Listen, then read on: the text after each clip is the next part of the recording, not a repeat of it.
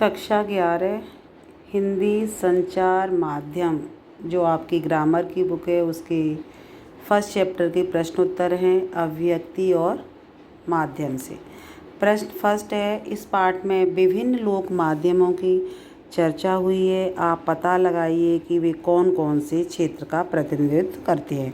जो आपने इस पाठ में विभिन्न लोक माध्यमों के बारे में जाना है और जिस क्षेत्र से आप संबंध रखते हैं उसमें अपने क्षेत्र से जो प्रचलित किसी भी लोक नाटक, लोक माध्यम, किसी भी प्रसंग के में जो जानकारी हासिल की है उसके बारे में, आप कहाँ से बिलोंग करते हो उसके बारे में भी आपको बताना है कि आप हरियाणा से हो या फिर आप उत्तर प्रदेश से हो, तो उसके बारे में भी आपको यहाँ बताना है कि वहाँ क्या होता है।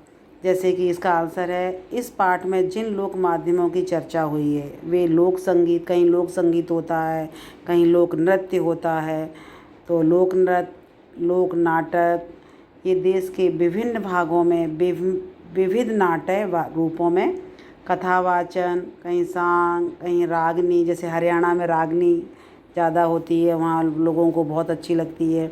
तमाशा, लावनी कहाँ होती है, नौटंकी, यक्षगान, कठपुतली, लोक नाटक आदि में प्रचलित है। इसमें स्वांग कहाँ होता है, उत्तरी भारत में, नौटंकी उत्तर प्रदेश में होती है। और ये जो नौटंकी है वो उत्तर प्रदेश में, रागनी हरियाणा में, यक्षगान कर्नाटक क्षेत्र में होता है और उनको बहुत ही मतलब लुभाता है, वो अच्छा लगता है। हमारे क्षेत्र में नौटंकी का जो प्रयोग है वो बहुत ही अच्छा होता है और ग्रामीण नाट्य शैली का ये एक रूप है। इसमें प्राय रात्रि के समय ये मंच पर किया जाता है, एज ए नाटक होता है। लोक कथा या कहानी को एक नाट्य शैली में प्रस्तुत किया जाता है जिसमें पुरुष अपना भी पात्र निभाते हैं और वो स्त्रियों का भी खुद ही पात्र बन जाते हैं, स्त्री भी वो खुद ही बन जाते हैं। हारमोनियम, इसमें वाद्य यंत्र जो होते हैं, हारमोनियम, नगाड़ा, ढोलक आदि वाद्य यंत्र का भी प्रयोग किया जाता है और इसमें संगीत भी मिलता है और ये सभी के मन को लुभावने वाला लगता है, मन को हरने वाला होता है। प्रश्न नंबर सेकंड है कि आज़ादी के बाद भी हमारे देश के सामने बहुत सारी चुनौतियां हैं। आप समाचार पत्रों को उनके प्रति किस हद तक संवेदनशील पाते हैं? आज़ादी तो मिल गई लेकिन चुनौतियां क्या क्या बाकी हैं उसके बारे में बताना है। कि जैसे इसका आंसर हुआ, आज़ादी के बाद भी हमारे देश में बहुत सी चुनौतियां हैं, जैसे कि गरीबी से निपटने के लिए और चुनौती है और ये बेरोज़गारी से निपटना, गरीबी से निपटना। तो यहाँ जो समाचार पत्र हैं वो अपनी भूमिका अच्छी निभाते हैं, उन जो लोगों की आवाज़ को सामने लाते हैं सरकार के। भ्रष्टाचार से मुक्ति, भ्रष्टाचार बहुत ज़्यादा होता है तो उससे भी मुक्ति मिलनी चाहिए। एकता व अखंडता को बनाए रखने की चुनौती, इसमें आगे है आतंकवाद का मुकाबला, उससे भी मुक्ति, सांप्रदायिकता से निपटने की चुनौती। हम समाचार पत्रों को इन चुनौतियों के प्रति काफ़ी हद तक संवेदनशील पाते हैं, मतलब ये अपना जितना हो सकता है वो अपना फ़र्ज निभाते हैं और जो लोग इन चीज़ों से पीड़ित होते हैं उनकी आवाज़ को सरकार के सामने लाते हैं, जिससे सरकार को पता चलता है। अपने दायित्व का निर्वहन, इनसे पीड़ित लोगों की आवाज़ सरकार तक ये पहुंचाते हैं, जिससे सरकार और अन्य स्वयंसेवी संस्थाएं हैं इनको हल करने के लिए आगे आती हैं और उन लोगों की वो मदद करती हैं। छोटे समाचार पत्र अपनी सीमा निश्चित होने के कारण कई बार क्या होता है कि वो दबाव में आकर के खुल करके उतने संवेदनशील नहीं हो पाते और खुल करके वो काम नहीं कर पाते हैं। क्वेश्चन नंबर थर्ड है, टीवी के जो निजी चैनल हैं अपनी व्यावसायिक सफलता के लिए कौन कौन से तरीके अपनाते हैं? वो ऐसा क्या काम करते हैं कि उनका व्यवसाय उस चैनल से बढ़े? तो टीवी कार्यक्रमों से ये उदाहरण दे करके समझाना है। टीवी के निजी चैनल अपनी व्यावसायिक सफलता के लिए लोगों का ध्यान अपनी ओर आकर्षित करते हैं और इस तरह के कार्यक्रम दिखाते हैं कि उन कार्यक्रमों को लोग ज़्यादा देखते भी हैं और उन लोगों को वो अपनी ओर आकर्षित करते हैं।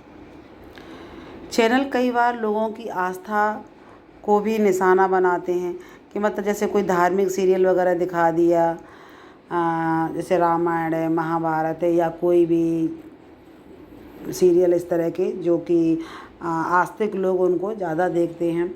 इन तो बनाने में भी इस तरह का काम करते हैं और कार्यक्रमों को वो टुकड़ों में दिखाते हैं, ऐसे मोड पर समाप्त करते हैं कि जिससे लोगों की जो उत्सुकता है अगले कार्यक्रम के लिए बनी रहे कि कल कितने बजे स्टार्ट होगा और कहाँ से होगा, क्या हुआ उसके बाद। तो यहाँ जैसे भूकंप की खबरें हैं, उनमें फंसे नागरिकों को बचाने संबंधी खबरों को कई दिनों तक भी टीवी पर दिखाते रहते हैं और जिससे लोगों मतलब उन चैनल की मतलब टीआरपी बढ़ती है और उसका व्यवसाय भी बढ़ता है। क्वेश्चन नंबर 4 है, इंटरनेट पत्रकारिता ने दुनिया को किस प्रकार समेट लिया है, उदाहरण सहित स्पष्ट कीजिए। आंसर है इसका कि इंटरनेट पत्रकारिता के कारण अब दूरियां सिमट कर के रह गई हैं। इंटरनेट की पहुंच दुनिया के कोने कोने तक हो गई है, उसकी रफ्तार बहुत तेज़ है। इसका असर पत्रकारिता पर भी हुआ है। इसकी मदद से स्टूडियो में जो बैठा जो संचालक होता है वो क्या करता है कि वो जहाँ भी कोई घटना घटित हुई है और लोगों को वो दिखा देता है। तो यहाँ पर जैसे कि एक छोटा सा फ़ोन है या उसमें आप देखिए कि कहीं की भी खबर घर बैठे ही आप सारा कुछ पता लग सकते हैं, सारी जानकारी हासिल कर सकते हैं। तो क्या है कि वो छोटे से मोबाइल में ही सारी दुनिया आके समट गई है और उसमें आप सारी जानकारी हासिल कर सकते हैं। आगे है, किसी भी मुद्दे पर वे देश विदेश में बैठे व्यक्ति से बातें कर सकते हैं, उनकी बातें सुन सकते हैं और उनसे की मदद से गोष्ठियाँ, वार्ताएं और आयोजित की जा सकती हैं। इससे विश्व की किसी भी घटना की जानकारी वो घर बैठे ही ले सकते हैं। तो इस तरह का मतलब काफ़ी उनकी सुविधा हुई है। आगे क्वेश्चन नंबर 5 है। क्वेश्चन नंबर 5 में हिंदी की जो 2 पत्रिकाएं लेकर के आप समान अंकों की, जैसे कि किस महीने की पत्रिकाएं हैं आपने, जैसे कई बार होता है कि वीकली पत्रिकाएं होती हैं, कई बार मंथली पत्रिकाएं होती हैं। आप 2 पत्रिकाएं लेकर के क्या करोगे कि समान अवधि की उसी डेट के अकॉर्डिंग आप 2 पत्रिकाएं लिखोगे, उसमें से निम्न बिंदुओं के आधार पर तुलना करोगे। तो उसमें आवरण पृष्ठ कैसा है, जो सबसे ऊपर का जो पृष्ठ है वो किस तरह का डेकोरेट किया गया है, किस तरह का है। तो आप दोनों में तुलना करोगे किसका अच्छा है किसका बेहतर नहीं है। सेकंड है कि अंदर के पृष्ठों की साज सज्जा कैसी है, जो अंदर के जो पृष्ठ हैं उन्हें किस तरह सजाया गया है। तीसरा है सूचना का क्रम क्या है, किस पेज पर कौन सी सूचना दी गई है, कहाँ पर राजनीतिक सूचना है, कहाँ पर फिल्म स्टारों की सूचना है, कहाँ पर कौन सी सूचना है, कहाँ पर स्वास्थ्य से रिलेटेड है। और फिर भाषा शैली कैसी है, सरल है या ज़्यादा डिफ़िकल्ट है, तो वो पढ़ने में समझ में आ रही है या नहीं आ रही है। तो आप इस पत्रिका को आप अपने हिसाब से कर सकते हो कि इसमें जैसे कोई भी पत्रिका आप देखते हो कि पत्रिका कई होती हैं, आप कोई भी पत्रिका ले सकते हो उसमें। तो जो जैसे कि हो गई इसमें इंडिया टुडे हो गई, प्रतियोगिता दर्पण, सरिता, गृहलक्ष्मी, गंभीर समाचार, सत्य कथा, मनोहर, मुक्ता, गृह शोभा, काफ़ी हैं। उनमें से आप कोई भी 2 एक ही मंथ की, चाहे वो वीकली हो या फिर आप साप्ताहिक लेकर के उसमें एक तुलना कर सकते हो कि दोनों के आवरण पृष्ठ में क्या भिन्नता है, अंदर के पृष्ठों की किस तरह उनको सजाया गया है, सूचनाओं का क्रम क्या है और भाषा शैली क्या है। तो ये आप अपने तरीके से करोगे तो आपको इसके बारे में अधिक जानकारी हासिल होगी। क्वेश्चन नंबर 6 है। क्वेश्चन नंबर 6, निजी चैनलों पर सरकारी नियंत्रण होना चाहिए अथवा नहीं, पक्ष विपक्ष में यहाँ पर तर्क प्रस्तुत कीजिए। तो यहाँ पर जो क्या होता है कि जो निजी चैनल होते हैं वहाँ जब सरकारी नियंत्रण हो जाता है तो क्या होता है कि वो एक अपने काम करने की जो दायरा होता है उनका वो ढंग है ना प्रभावित होता है। इससे उनकी निष्पक्षता पर भी असर पड़ता है। जो वो एक निडरता के साथ एक सच्चाई से काम करना चाहते हैं उन्हें सरकारी दबाव में आकर के फिर कार्य करना पड़ेगा। तो उनसे उन्हें मुक्ति मिलनी चाहिए, वो निष्पक्ष होकर के न्याय से अपना काम करें।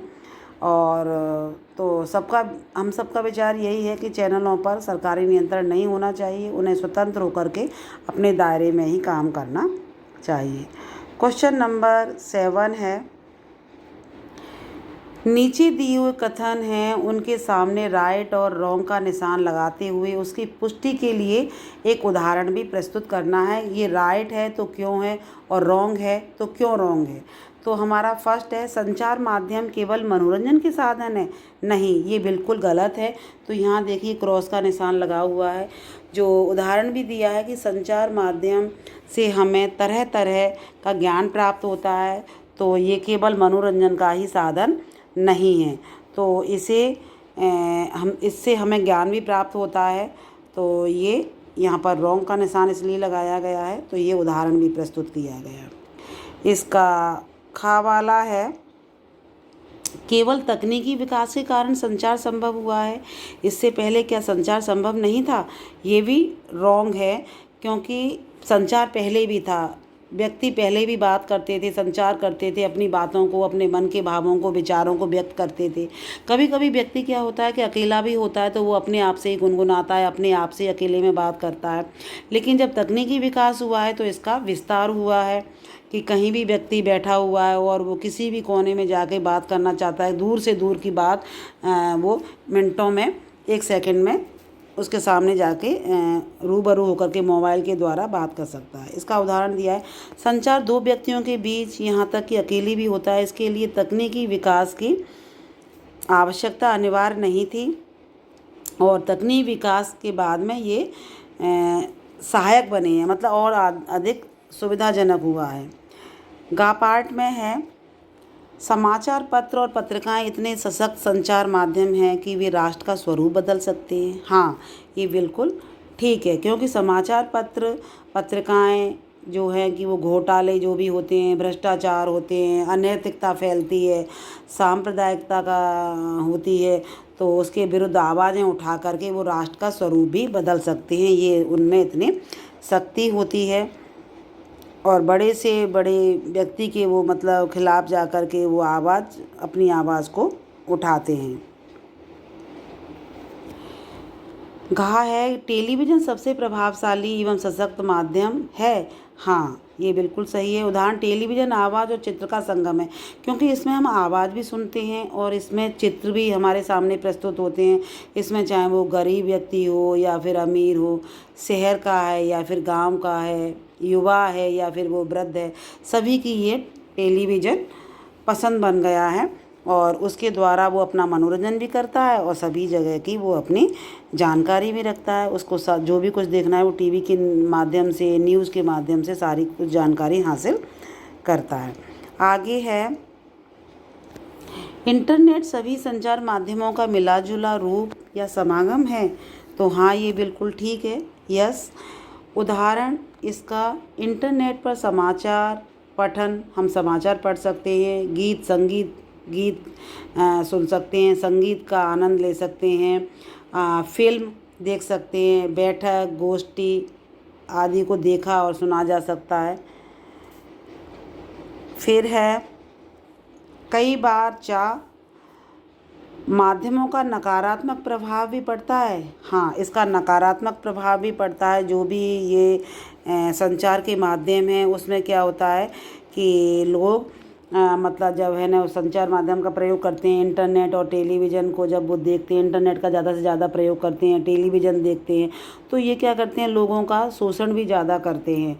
उसमें बच्चे बड़े सभी देखते हैं, तो अपने अपने कार्यक्रमों से भी समाज में क्या होता है, कभी अच्छी चीज़ें भी वो देखते हैं, लेकिन कभी कभी क्या होता है वो अश्लीलता परोसने का भी काम करता है, जो कि नहीं दिखाना चाहिए। तो कभी कभी ऐसी चीज़ें भी दिखा दी जाती हैं जिससे कि बच्चों पर भी गलत असर पड़ता है।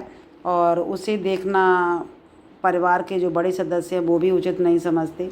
तो आपने यहाँ चैप्टर फर्स्ट के जो अभिव्यक्ति और माध्यम जनसंचार के जो माध्यम है उसके प्रश्नोत्तर देखे और आपको ये इजीली समझ में आ गए होंगे। धन्यवाद।